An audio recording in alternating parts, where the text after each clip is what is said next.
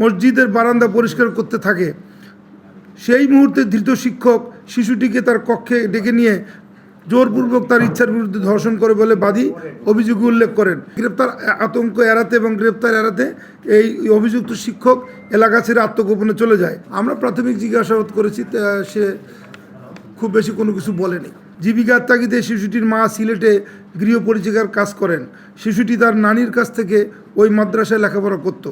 গত কিছুদিন থেকে শিশুটির মা শারীরিক অবস্থার পরিবর্তন দেখে 18 April 2026 modern diagnostic centre Madan নেত্রকোনায় চিকিৎসকের শরণাপন্ন হলে শিশুটি 7 মাসের অন্তঃসত্ত্বা বলে জানা যায়।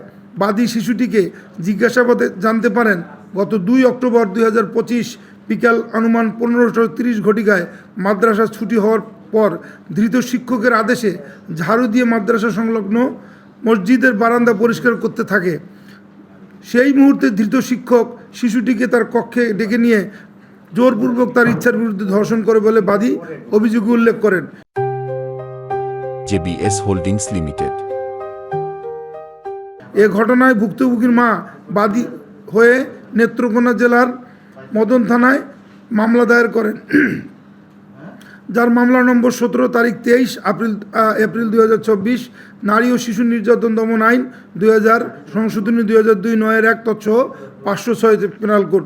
উক্ত ঘটনাটি ইলেকট্রনিক, প্রিন্ট ও সোশ্যাল মিডিয়ায় ব্যাপকভাবে প্রচারিত ও আলোচিত হয়। ঘটনার পর থেকেই অভিযুক্ত শিক্ষককে গ্রেপ্তার করতে আমরা র্যাব 14 ছায়া তদন্ত শুরু করে এবং গ্রেপ্তার আতঙ্ক এড়াতে এবং গ্রেপ্তার এড়াতে এই অভিযুক্ত শিক্ষক এলাকা ছেড়ে আত্মগোপনে চলে যায়।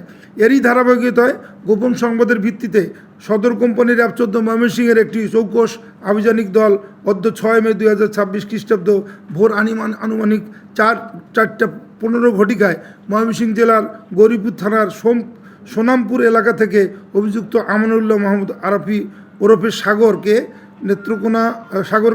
গ্রেপ্তার করতে সক্ষম হয়। পরবর্তী আইনানুগ ব্যবস্থা প্রক্রিয়াধীন রয়েছে। ধন্যবাদ।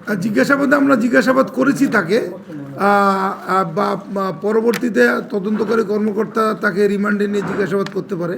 আমরা প্রাথমিক জিজ্ঞাসাবাদ করেছি, সে খুব বেশি কোনো কিছু বলেনি। ডিএনএ টেস্টের প্রয়োজন হলে অবশ্যই আদালতের পারমিশন সাপেক্ষে তদন্তকারী কর্মকর্তা অবশ্যই সেটা করবেন। তদন্তের স্বার্থে যা যা করা দরকার আমরা কিছুক্ষণের মধ্যেই এই আসামিকে সংশ্লিষ্ট থানায় হস্তান্তর করব।